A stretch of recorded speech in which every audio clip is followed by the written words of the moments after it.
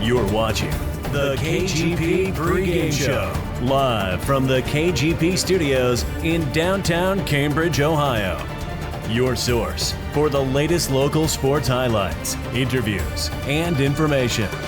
Brought to you by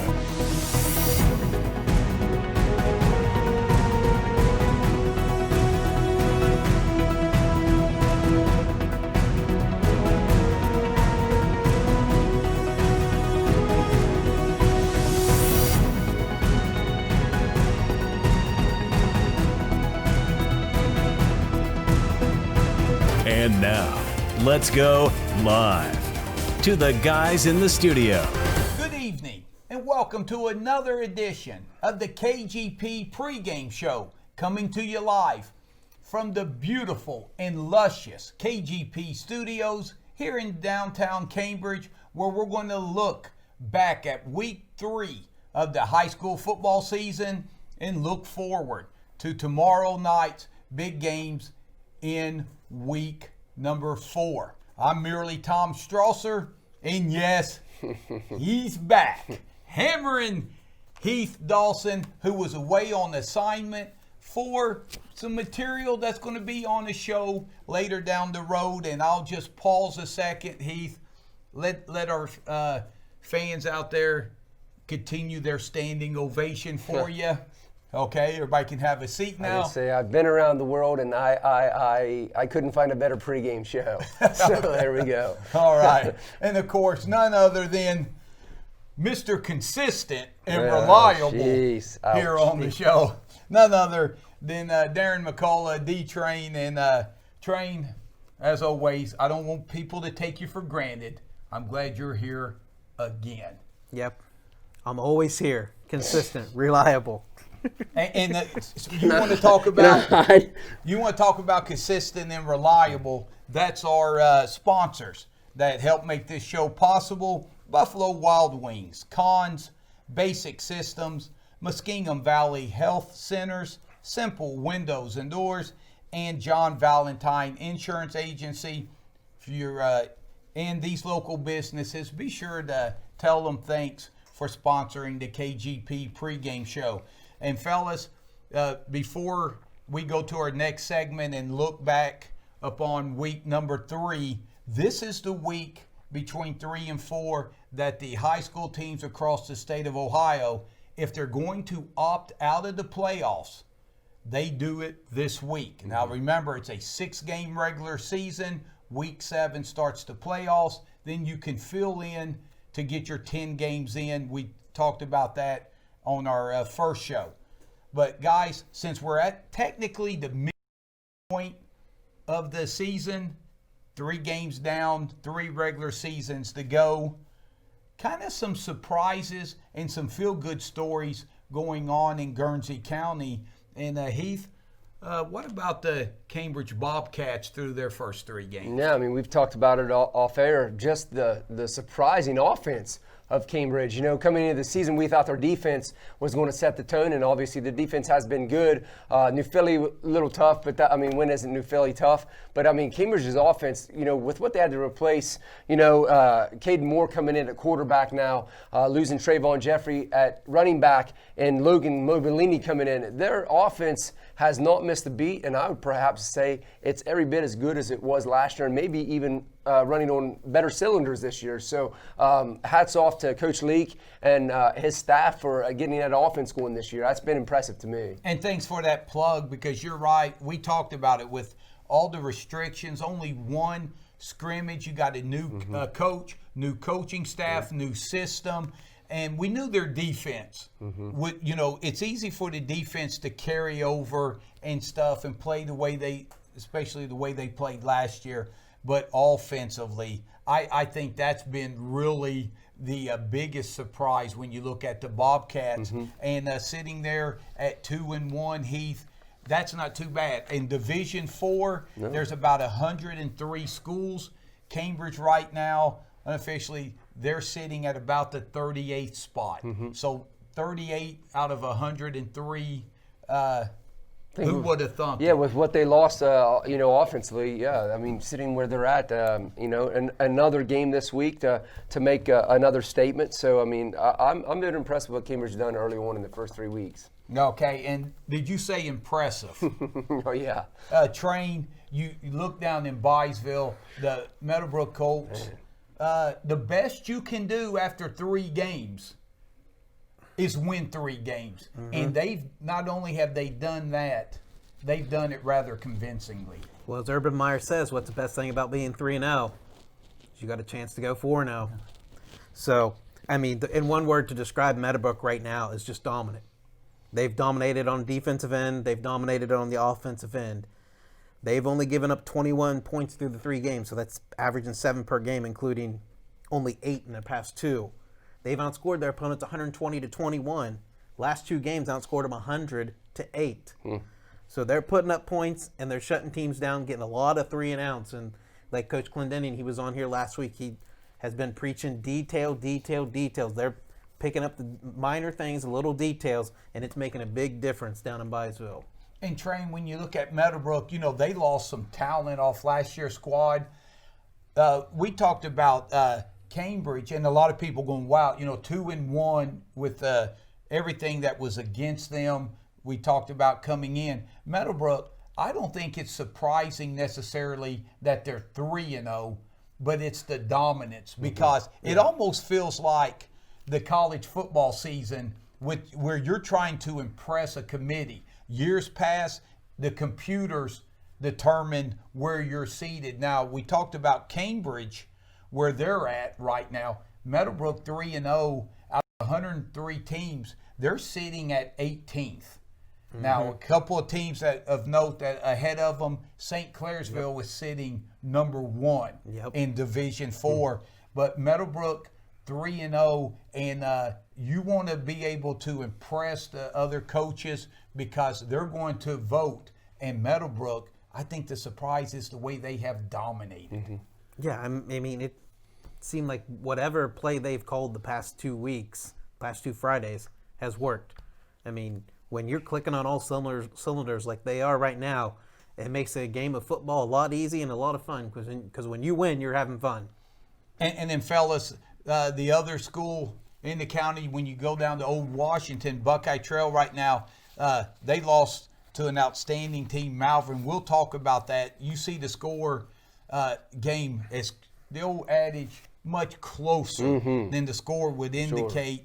But Buckeye Trail right now, they're 1-2. But Heath, the way they're playing, if they play the way they did this past Friday night over the next 3 games, they got a chance to run the table and be 4-2 heading into the playoffs. Yeah, I mean, I'm surprised a little bit by Trail's start. However, their competition, playing Indian Valley and Malvern, 2 tough opponents early on right out of the gates with limited practice and stuff, as we talked about in the scrimmage. Looking at the stats from the other night, I mean, Buckeye Trail dominated everything except for that scoreboard, which is always the big part. But again, I don't want to talk about that just yet. Of some of those things that happened, we'll get to those reasons. Oh, I love the tease. But keep them around. Keep the watchers around. But yeah, I think as you said, Tommy, Trail. They had to replace some things there on offense as well. New running back, new quarterback. I mean, so they're trying to figure some things out early on. But I think, as you said, Trail's got a schedule now that gets a little bit more favorable for them. I think that Coach Kearns and them will right the ship, and I think we'll see some good things out of Trail over the next few weeks. Yeah, and Train, Heath brings up a good point. Trail had the meat of their schedule early, and now their next 3 games, they've got to show up and play, but they've got a chance if they continue to build to really be playing their best football come week 7, and that's the start of the playoffs. Yeah, it's all about building confidence every week, because these are almost like scrimmages in a way, because the real season starts week 7 when everybody's 0-0 again. So just build your kids' confidence, build everything up, and I think they built some confidence by a certain quarterback throwing for 184 yards Friday night. So I don't know who was calling the plays out there at Old Washington. He ruined the tease. He ruined the tease. Well, there goes our viewership. Yeah. But hey, I tell you what, speak of confidence, people wonder why I'm so confident, because regardless where I hand off to my left or I hand off to my right, things are going to go good. So things are exciting as we head to week 4. But when we come back, we're going to look back at week 3, and we're going to talk about the Buckeye Trail Warriors and their big game showdown with the Malvern Hornets, and then look ahead to their game in week number 4 against Strasburg when we come back after this timeout.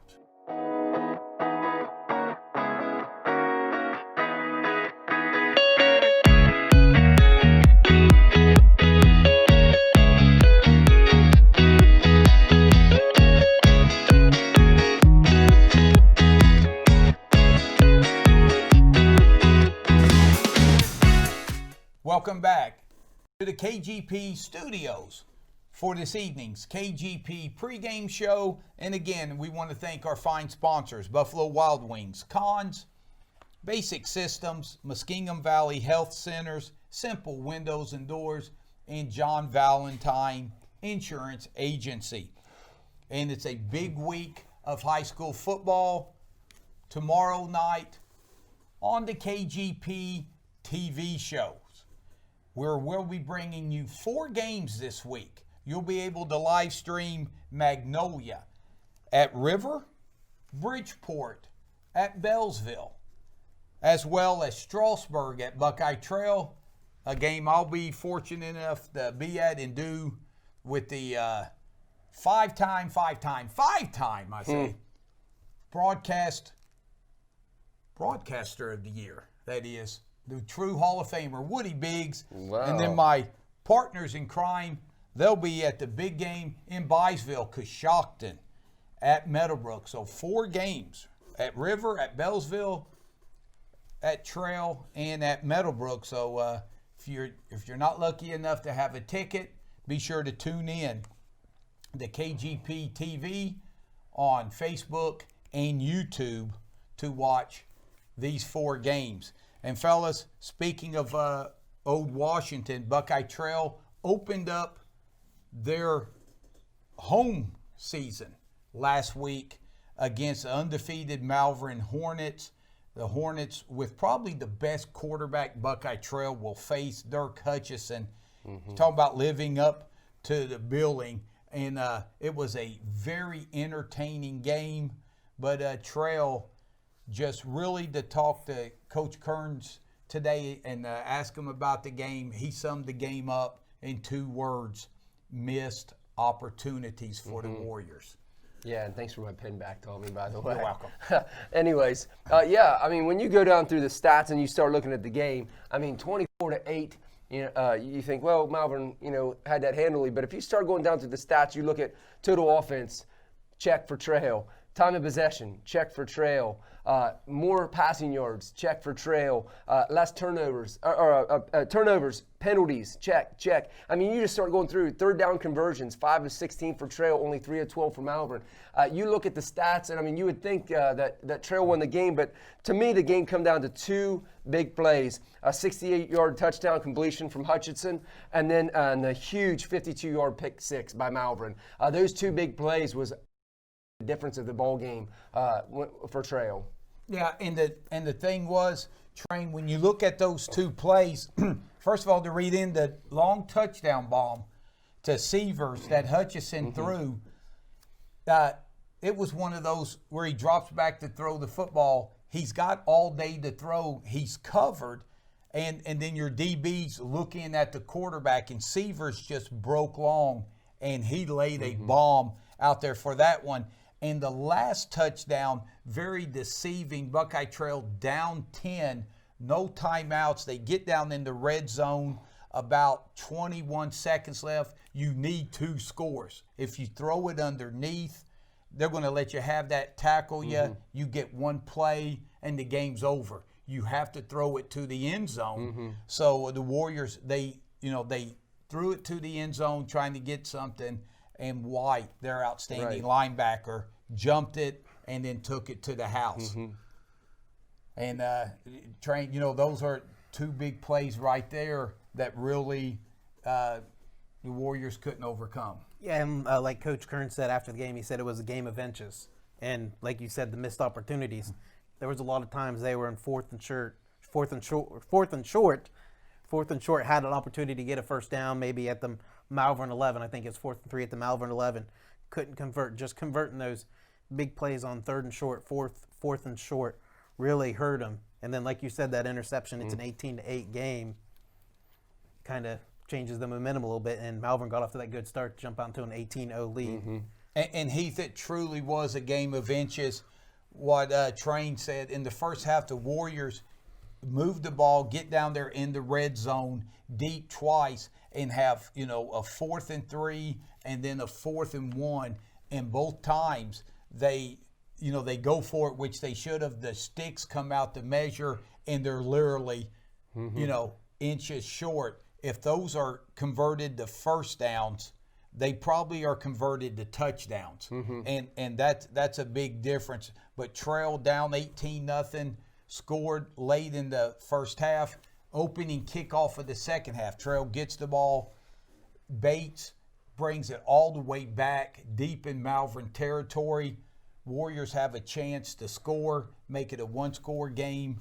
They get a big holding penalty, backs them up, and they get stymied there. But it was literally a game of inches for them. And I think if the Warriors play the way they did Friday night, even in defeat, starting this week with Strasburg, they really got a chance to build momentum. Right, and to go back to that 4th and 1 and 4th and 3 situations, that's where, you look at last year, Jack Perry, you hand him the ball, he's going to be able to get it, or Isaac Hickman was able to get that. You look at last year, and to me, that's a learning lesson for the Warriors on Friday night. So now I feel like maybe the next time they're facing those kind of situations, they may have a go-to guy that they can find to get those short yardage. So I think that'll be a good learning lesson for them to do things now a little bit, that they don't have somebody like Perry. But yeah, when you look at some of the things they did the other night, Piscarich was 18 of 29. Yeah, the 2 picks hurt, but he's a young quarterback. This is only his 3rd career start. So, you don't want to knock the kid too much because, he did do some nice things, threw for 184 yards as well. You look at Franco, over 102 yards in the game, a touchdown. Nick Newhart, 6 receiving yards for 108 yards. If that offense can put up 325 yards of total offense, if you had told me that Trail was going to put up 325 against Malvern, and the rest of the stats that I started looking at where, they had less punts and less penalties and all these things, less turnovers, I would have said, Trail would have won. So I just think that Trail needs to, it kind of stings to lose a game like that and missed opportunities. But to me, it's a building block for their season. Even though it was a defeat, I think Trail's going to learn more from that game than most losses. And Train, when you look at Buckeye Trail, no quarterback in the area was behind the 8 ball more than Connor Pushcarich. When you're making you get the varsity job, first year starting quarterback, and again, 2020 comes, no 7-on-7s to work. Everything's limited in practice what you can do. One scrimmage, then you open up with Indian Valley. Then last week, you have the ball for nearly 40 minutes, so you only pass 3 times. Yep. And then for him to come out and show what he could do in the air, like you said, very impressive. Right. And Nick Newhart, he's a kid, only a sophomore. That's his coming out party. Yeah, coming out party like Franco last year. That's his coming out party. 6'4" playmaker on the perimeter. And I believe Nick Newhart is the backup QB there. So he's going to be that junior next year, possibly starting for Pushcarich. And the thing I'm excited about as a Buckeye Trail fan, I like slinging the ball around. So them throwing it 29 times is showing Coach Kearns is like, okay, maybe I can't rely on giving Franco the ball 28 times like he did 2 weeks ago against TCC.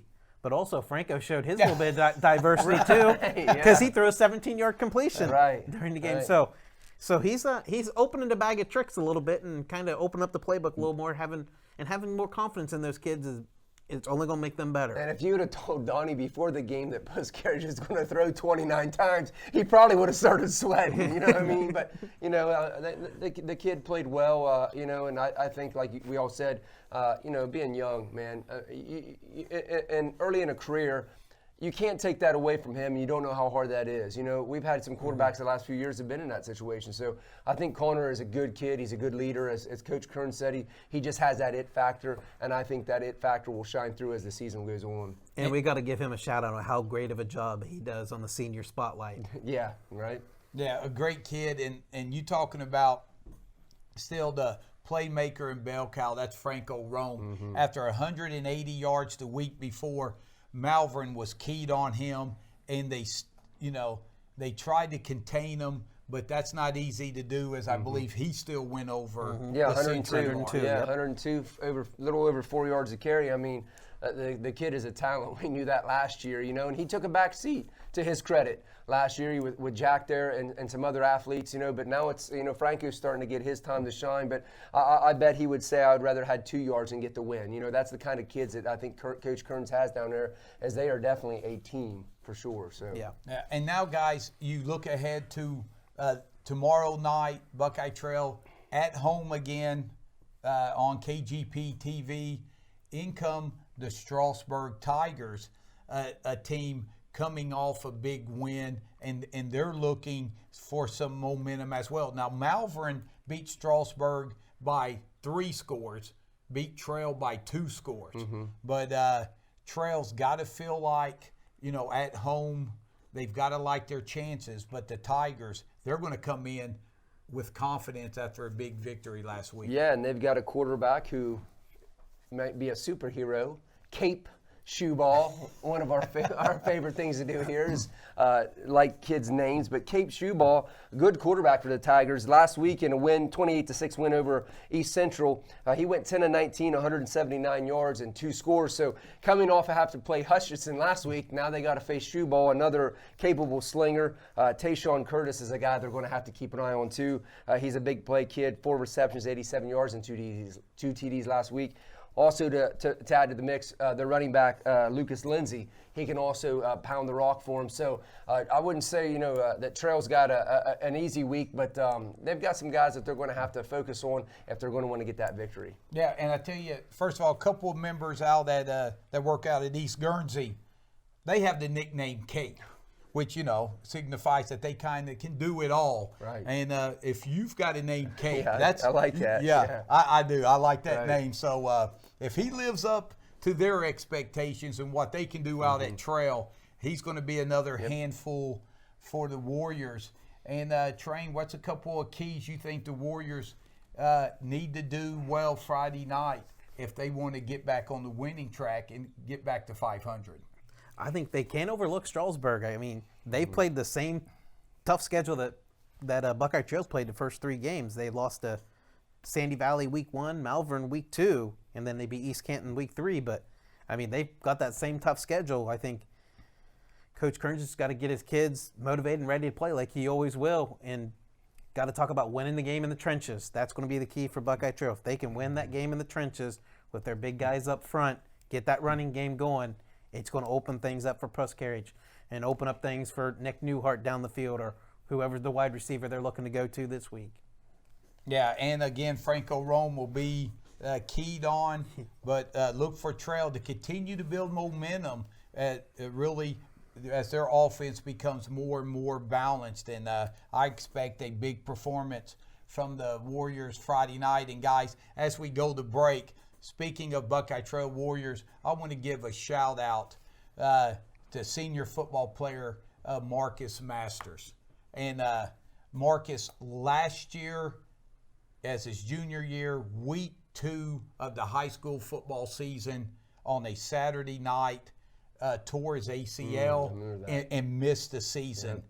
A year later, as a senior, 1 year to the day, he's playing again week 2 on the Saturday night and tears his other ACL and is lost for the season. And I tell you what, there's your fullback on 4th and inches, you know, last week that's either lead blocking or getting the football, and also one of your top linebackers defensively. So Marcus Masters, that's so tough. I hate seeing that.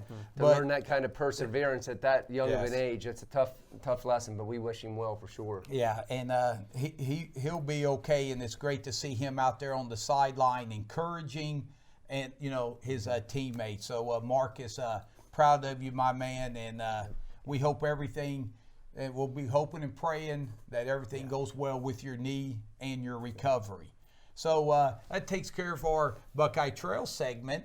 And I'll tell you what, when we come back, boy, did Cambridge have a big game last week when they traveled to Sayersville to take on the Zeps. And we'll talk about that and then look forward to their monster showdown they have this Friday night, as well as we talk Cambridge Bobcats when we come back for more of the KGP pregame show.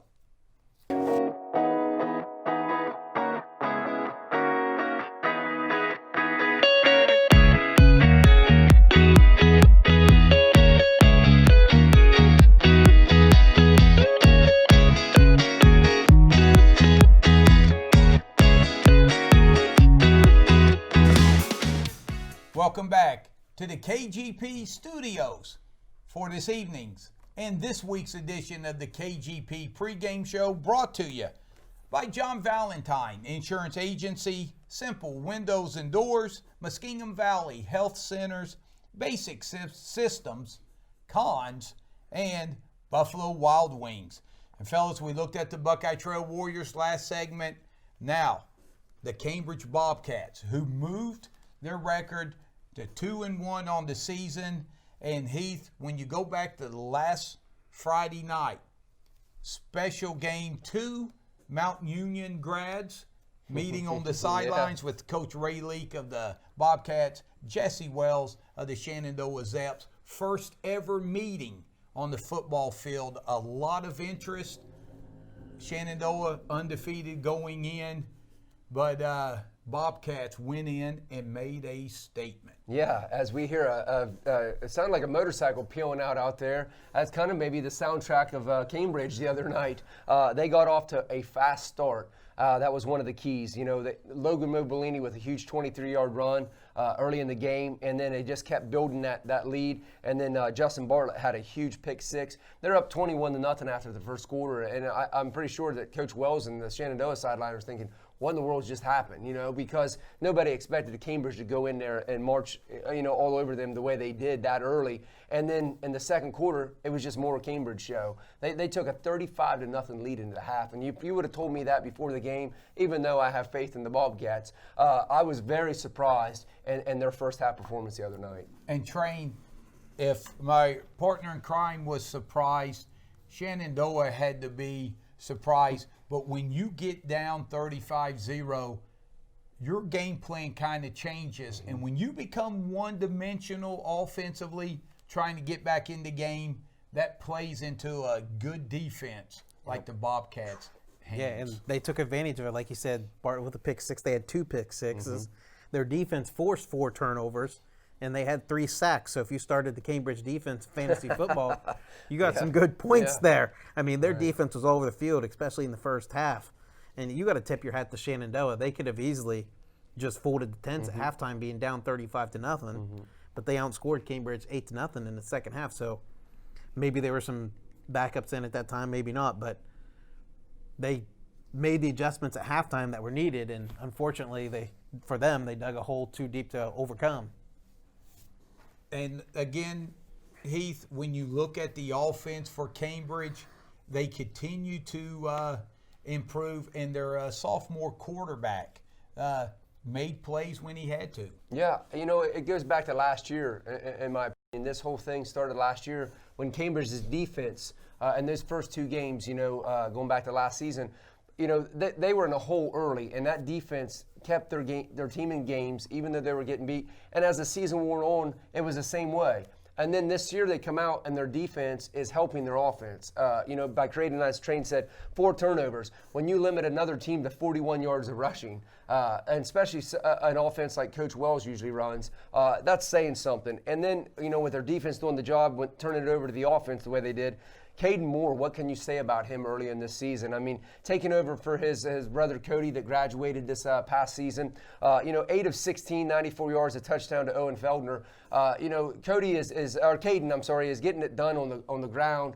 And then through the airways as well. And then when you look to Logan Mobilini, we talked about Trayvon. Everybody knows how good Trayvon was last year. Rushed for over 1,000 yards, probably one of the top 10 to 12, 15 running backs in Cambridge history with the running yards and stuff.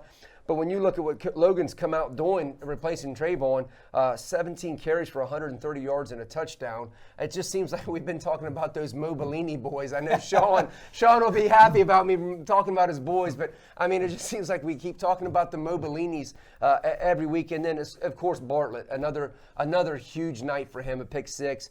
Levin Pulaski, a pick six. To me, right now, Cambridge. Of all the teams, Meadowbrook has had some blowouts, sure, but right now, you look at Cambridge's 2 wins, and I would say both offensive and defensively, they're putting together some impressive performances on both sides of the football. And Train, you look at Cambridge, well, from Shenandoah's point of view, you don't have to worry about the Zeps. Coach Jesse Wells, who's done an outstanding job with that program, they'll learn what they need to from that loss and bounce back. But I don't think anyone expected Shenandoah's potent offense to be shut down like they were by the Bobcat defense. Yeah, I know when I looked at the score Friday night and saw it was 35-0 at the half, I was definitely stunned. But, I mean, you got to give Cambridge all the credit in the world because they set the tone, set the tempo right from the first kick of the game. I mean, it's just there's days like that. Sometimes you're going to have them, and Cambridge just dominated right from the get-go and cruised to the victory. Yeah, and any offense, you've got to be able to stay balanced. And, Heath, like we said, when you get down like that and you become one-dimensional, that allows Cambridge to really pin their ears back and get after the quarterback, and they were able to do that. Yeah, I mean, and by doing that, look what they're doing. They're creating turnovers. Week 1 they create turnovers. This week they create turnovers. So in both of the wins, they're being able to create turnovers. And I think if Cambridge is going to continue with the success this season, being that offense right now probably is still not quite caught up to the defense. The defense is going to have to continue to shine through, but you're starting to see the maturation process of Caden Moore, and starting to see some of these new offensive stars coming up for Cambridge. So the defense right now to me is just. I think Coach Lee can say we can count on these guys week in and week out to get the job done. And fellas, we talked about the first ever meeting last week. Well, I think we can lead off with tomorrow night. Talk about first ever meeting. Cambridge has got a school coming in that is known for their football success. And you talking about a step up just like 2 weeks ago with New Philly, another check yourself and see where we're at game when the visitors come in to take on the Cats. Yeah, with Lima Central Catholic coming into McFarland, they're coming off a 35-13 win, and not just a win over anybody. When you beat Licking Valley 35-13, Licking Valley's been a perennial power for I think going back to Storm Klein when he was there. I don't know if you remember him, Shane. Yes. But I mean, and some different players. I mean, they've been a thorn in a lot of teams' side. But when you're getting big wins like that. That's saying something. Cambridge is going to have their hands full.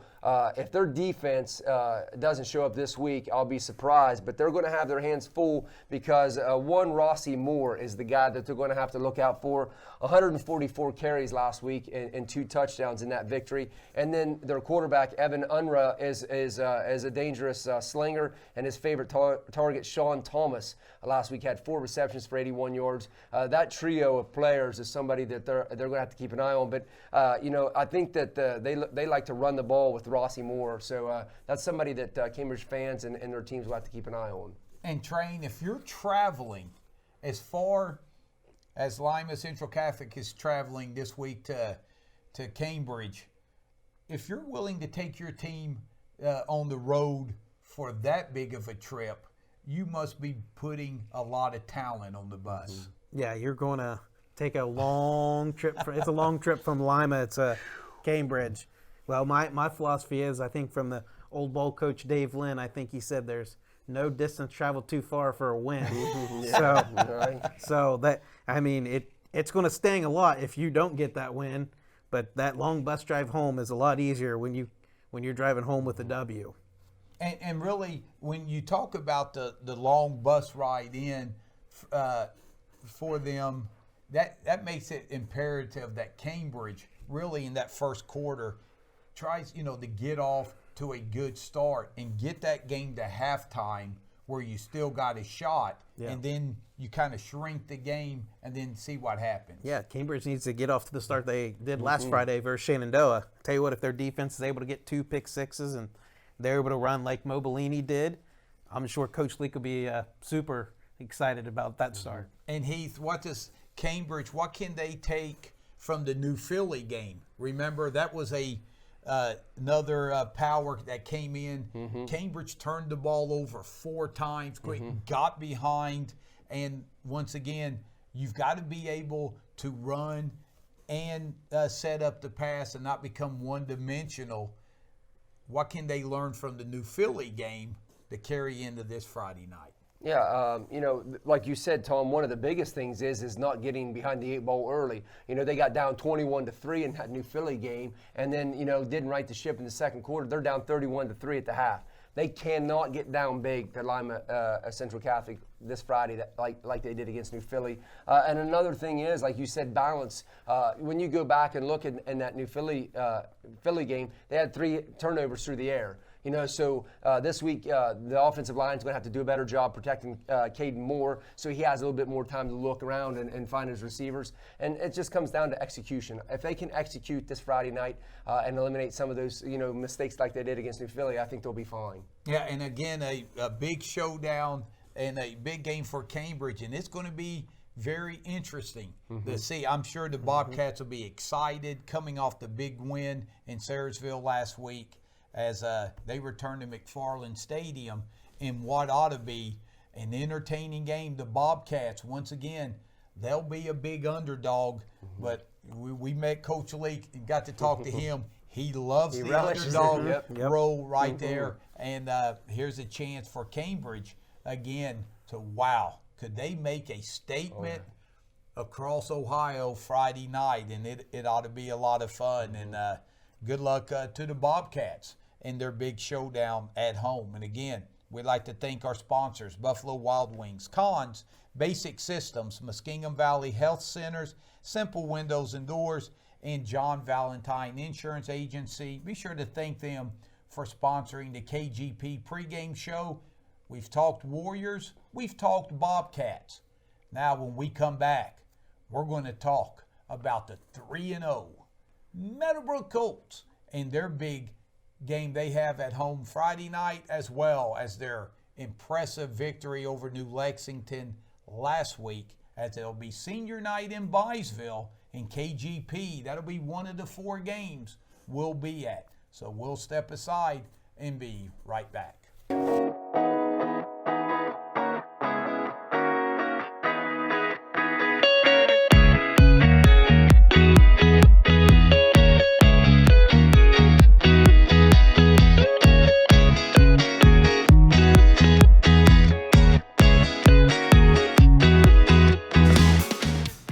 Welcome back to the KGP studios here from beautiful downtown Cambridge.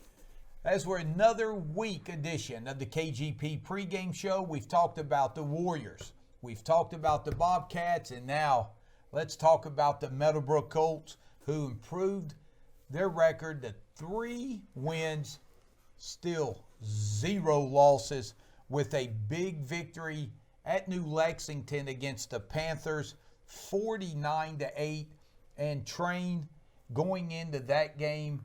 Most people had Meadowbrook and New Lex, the winner of that game, really jumping in the catbird seat to win the MVL title coming into the season.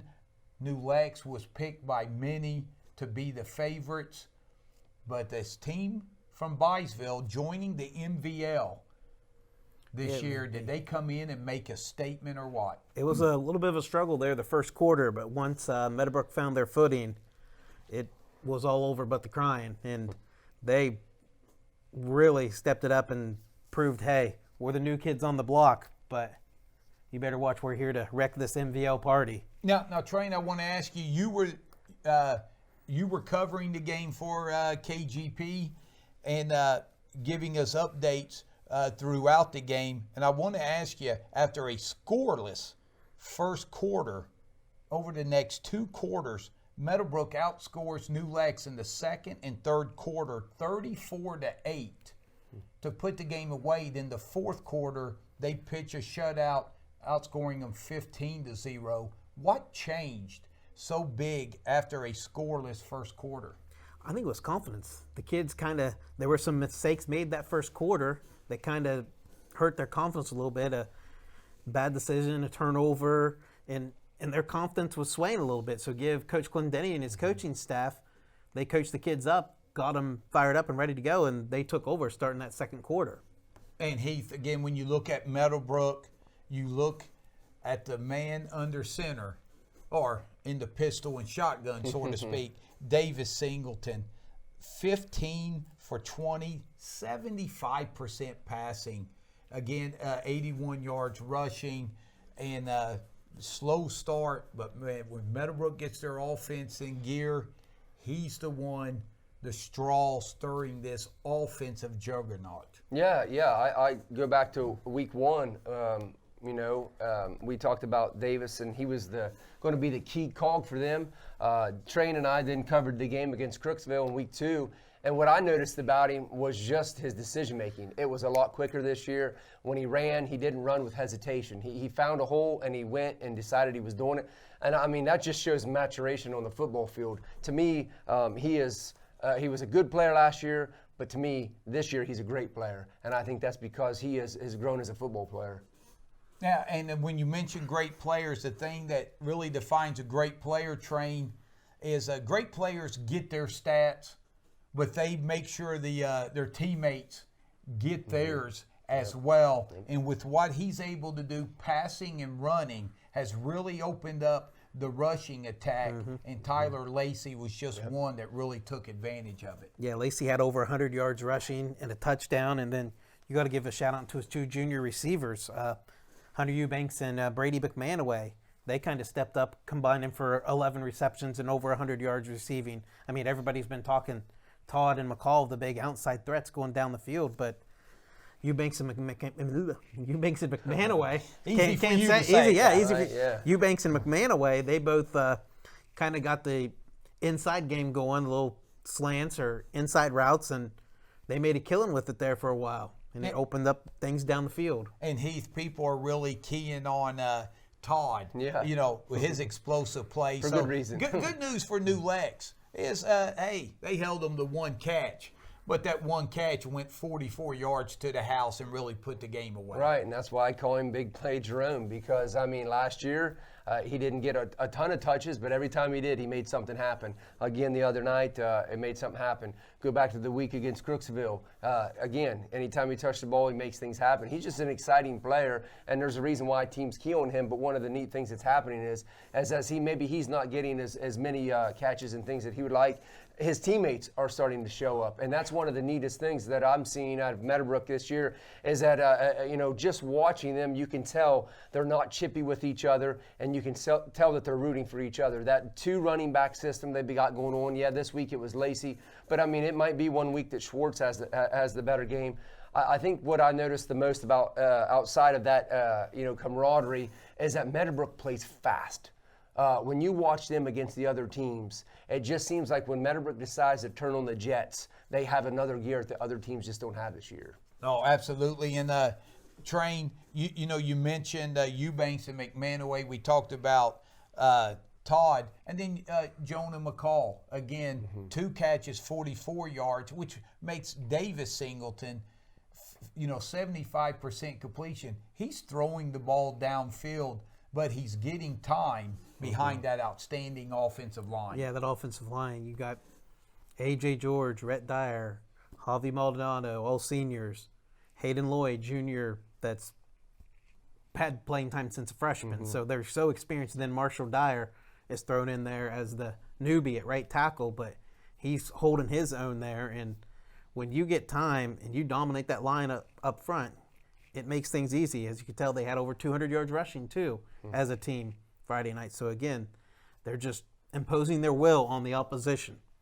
All right, and guys, this is what I love about coaches, because they keep things honest and real.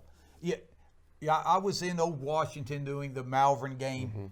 Trains keeping us updated, and you're seeing the score, and it goes the 49-8 final, and I'm just thinking, wow, Meadowbrook, what a great game. I talked to Coach Clendening today, and I said, Coach, safe to say your best game of the year so far? He said, Tom, that was the worst game we've played all year. And I was shocked. And then he laid it on me. He said 87 yards in penalties. Yep. 45 on one possession. He said 3 fumbles. They only lost one, but put the ball on the turf 3 times, an interception, and then he said we punted the football on 3rd down one time. And he said just didn't think everything was there. But he talked about New Lex, and he said on film, New Lex, he has a lot of respect for them. He did not think New Lexington played up to their capabilities. He just thought neither team really brought their A game, but trained. The one thing he did say, they missed shots early, but then when they came back and tried them again, they were able to hit them. Yeah, it was a struggle that first quarter, and then they started getting things to work, and it just kind of carryover effect. When they get one play to work, all of a sudden another play's working. Now this is working. Now this is working. And the big difference of the game is Meadowbrook dominated up front on both sides. We talked about their offensive line. Their defensive line dominated it. I mean, the Ratliff, the QB for New Lex, was running for his life a few different times, whether it was a defensive lineman in there or whether it was Lacey or McManaway shooting the gap, getting in there on a blitz, or Webster getting there on a blitz. They applied a lot of pressure on him, and he was not comfortable for most of the game. Heath, and how about that? Their outstanding quarterback, 6 of 14 throwing the football, 104 yards. So he hit some big passes, but 2 interceptions. Yeah, it's back to what Train said. I mean, that defensive line, when we go back again, the Crooksville game that I got to see him this year, that defensive line just gets all over the place and opens up the linebacker lanes, and then they're coming in and disrupting things, and then their DBs are so good that they can cover one-on-one.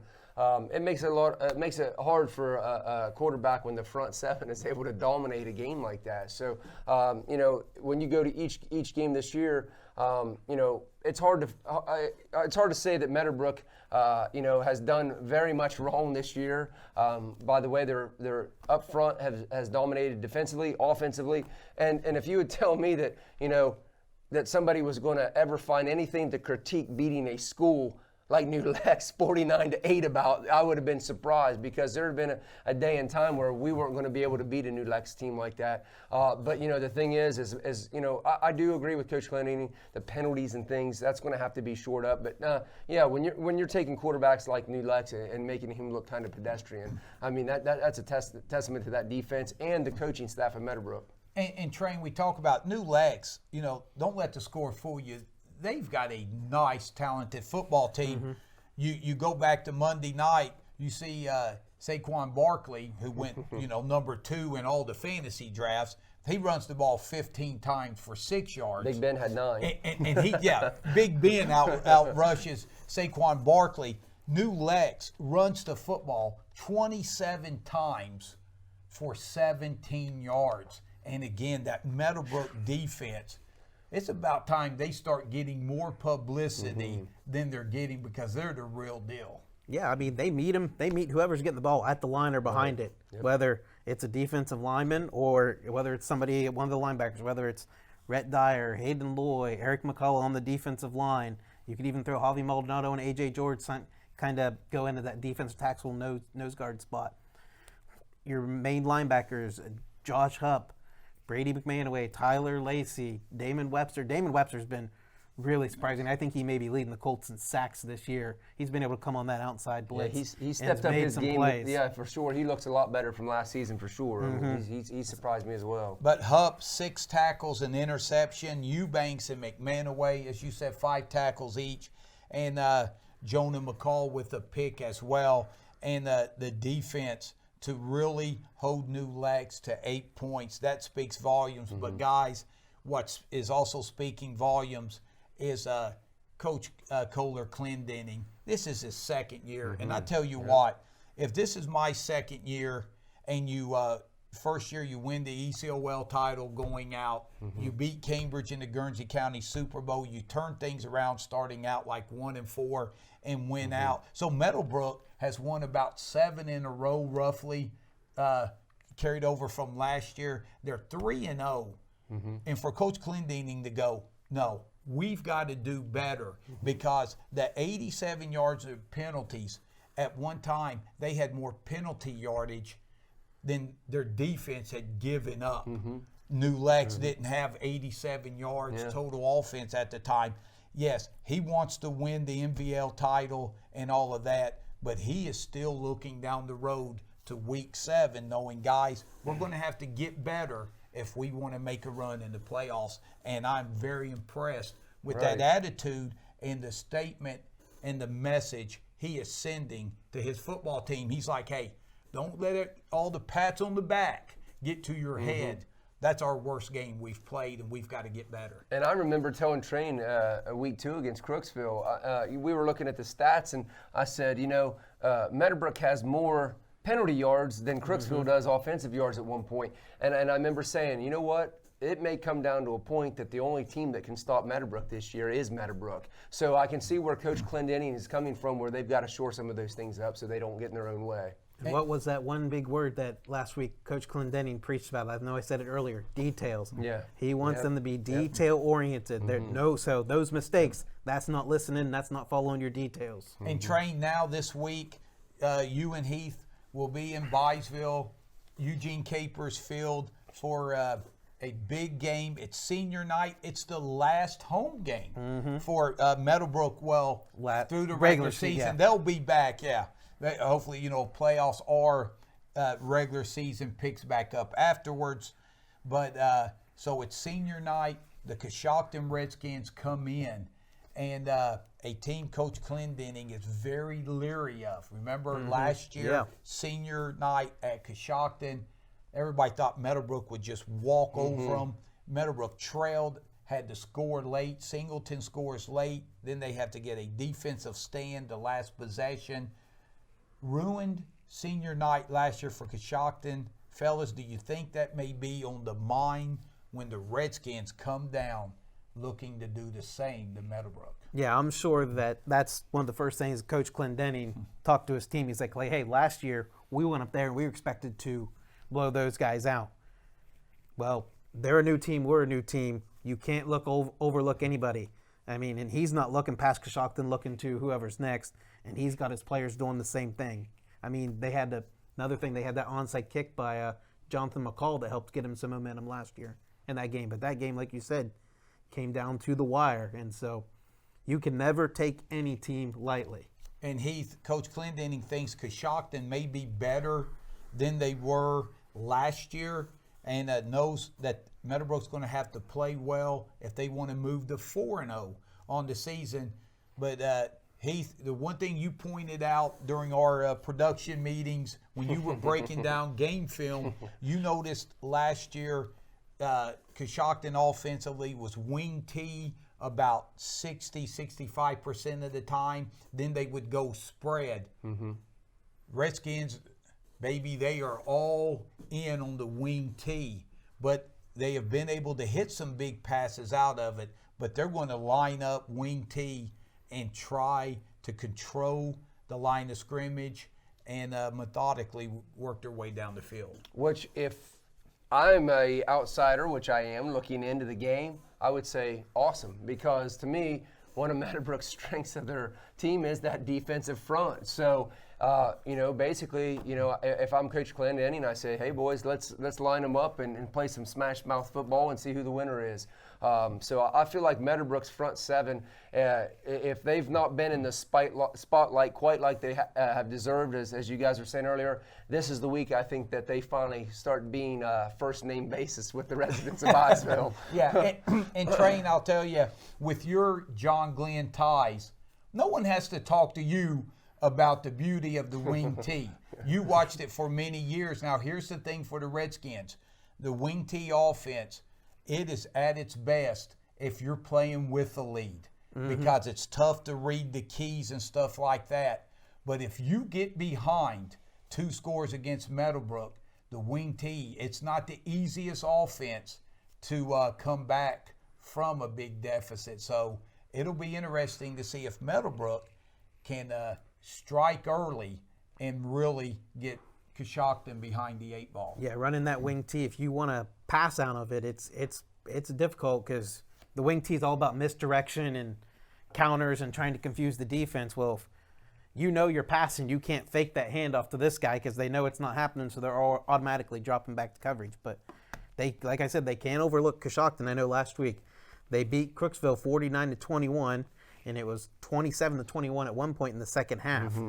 But Coshocton proved they had to have a few different weapons with Corbin Haley, Braden Johns, and Isaac Shook, who each had 2 touchdowns in that game. So they've got some weapons, and I know the Johns kid is a good linebacker for him too. Yes. So defensively, he's going to be a threat too.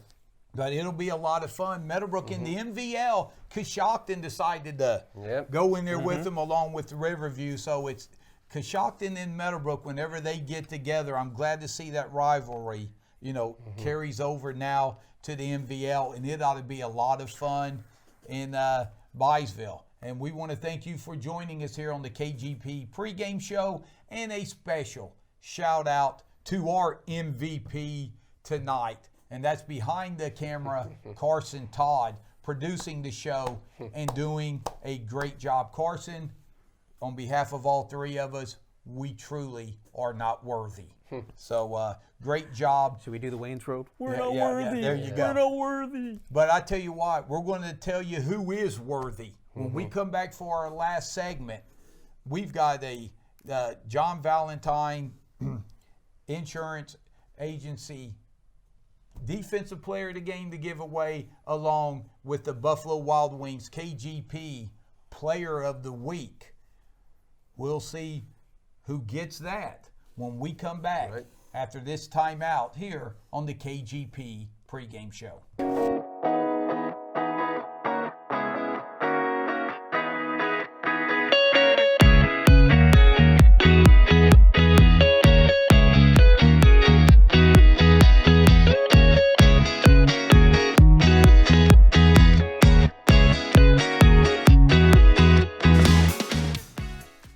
Welcome back for the final edition of the KGP pregame show this evening, where now it's time to give out some game awards from last week, week number 3.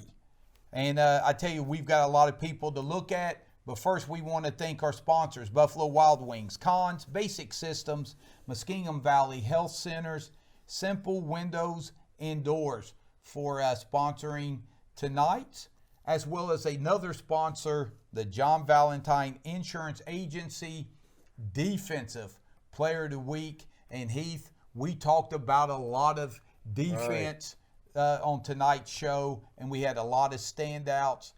Wasn't easy to pick a winner because a lot of them were very worthy of it. Right, and he does an awesome job, Tom does, of hosting our show. So we're very fortunate to work with him. He paid me $20 to say that. But just so you at home don't get upset and think it's our final edition, it is not. It is our final segment. So did I say? Okay. So this is our final segment of the evening, not edition. We'll be back next week, folks. But yes, it was very tough to pick. I mean, when you look across the board, you could look down at Meadowbrook and Hupp, his 6 tackles, his interception. Over at Cambridge, you had Bo Stottsbury, 7.5 tackles. Caden Kenworthy, 6.5 tackles. You had Bartlett and Pulaski with pick 6s. So there was a lot of different players that we could pick from. Meadowbrook across the board did a lot of their front seven, but we went down to Buckeye Trail, and even though sometimes in losing efforts you still have guys who shine through. And what can we say about Aiden Snodgrass and his performance this week? 10.5 tackles, 9 solo, 3 assists, 1 quarterback sack, and 1 tackle for loss. So congratulations, Aiden Snodgrass. You're our Valentine Insurance Agency Defensive Player of the Week. Oh, yes. Aiden was all over the field for the Warriors, and they'll need another big performance out of him against Strasburg. And, fellas, I didn't know how to break this to you. During the break, I got a text from Caleb, our boss, saying he was calling an emergency meeting, wanted to speak to us 3. So it may be our final edition. So I hope we not. on our last legs? Yeah, it may be. So we'll see how that meeting goes. So I was covering all bases. I think there. Carson's ready to give us life support, so we're good, right? All right. And Train, so we got the John Valentine Insurance Agency Defensive Player of the Week, and that was Aiden Snodgrass for the Warriors. And now it's time for the Buffalo Wild Wings KGP Player of the Week. And again, wow, did we have a lot of nominees. We had some great nominees. Logan Mobilini, Cambridge, 130 yards rushing and a touchdown. Nick Newhart had his breakout game, 6 receptions, 108 yards.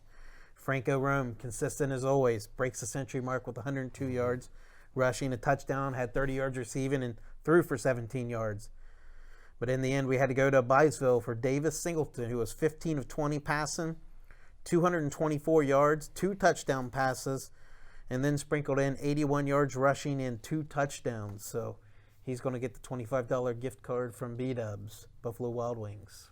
Yeah, so congratulations to Davis Singleton for Week 3. He's our Buffalo Wild Wings KGP Player of the Week. So as we head on out, I want to once again thank our MVP for Week 4, and that is Carson Todd. Great job producing the show as always. And I'd like to thank my sidekicks, my partners in crime, and Heath, I'm just glad you came back, I tell you. My back was a little sore last week carrying Train, but my holdout didn't last as long as Le'Veon Bell, so I'm good. That's good, but no, great job, you and Train as always, and I'm merely Tom Strasser wishing everyone a good evening, and remember, tomorrow night, 4 games on the KGP TV broadcast network. You can watch Magnolia at River, Bridgeport at Bellsville, and then the 2 big ones local in Old Washington, Strasburg at Buckeye Trail, a big IVC showdown, and the Coshocton Redskins. Come to Byesville on senior night to take on the undefeated Meadowbrook Colts. That's where these 2 guys will be, and we want to wish good luck to the Warriors, Cats, and Colts.